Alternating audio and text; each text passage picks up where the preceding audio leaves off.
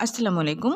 চতুর্থ শ্রেণীর শিক্ষার্থী বন্ধুরা, আজ তোমাদের গণিত বইয়ের ৩ পৃষ্ঠায় এই ৩ নম্বর আছে অঙ্কে লিখি।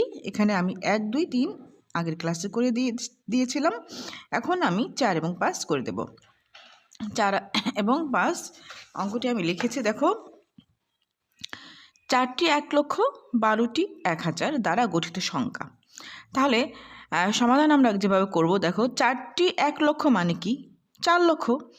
৪টি ১ লক্ষ ৪ লক্ষ, তা ৪ লক্ষ সমান আমরা যদি অঙ্কে লিখি তাহলে আমরা কি করব, দেখো এভাবে একক, দশক, শতক, হাজার, অযুত, লক্ষ, লক্ষর ঘরে ৪ হবে। এরপর দেখো ১২টি ১,০০০ মানেই হলো ১২,০০০। তাহলে ১২,০০০ কীভাবে লিখব? একক, দশক, শতক, হাজার।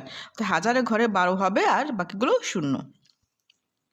তাহলে ৪ লক্ষ যোগ ১২,০০০ সমান হবে, আমরা যদি সংখ্যাটি লিখি তাহলে হবে এভাবে ৪,১,২,০০,০০, ৪ লক্ষ ১২,০০০ উত্তর আমরা লিখেছি। এরপর আছে ১৮টি ১ লক্ষ, ৭৩টি ১,০০০, ৬টি ১০০ ও ৩৪টি ১ দ্বারা গঠিত সংখ্যা। তাহলে ১৮টি ১ লক্ষ মানে কি ১৮ লক্ষ, ৭৩টি ১,০০০ মানে ৭৩,০০০, ৬টি ১০০ মানে ৬০০, ৩৪টি ১ মানে ৩৪। তাহলে ১৮ লক্ষ আমরা লিখেছি এভাবে, দেখো একক, দশক, শতক, হাজার, অযুত, লক্ষ, লক্ষর ঘরে ১৮, ৭৩,০০০, একক, দশক, শতক, হাজার, হাজার ঘরে ৭৩, ৬০০, একক, দশক, শতক, ৩৪ হলো ৩ × ১০ = ৩৪।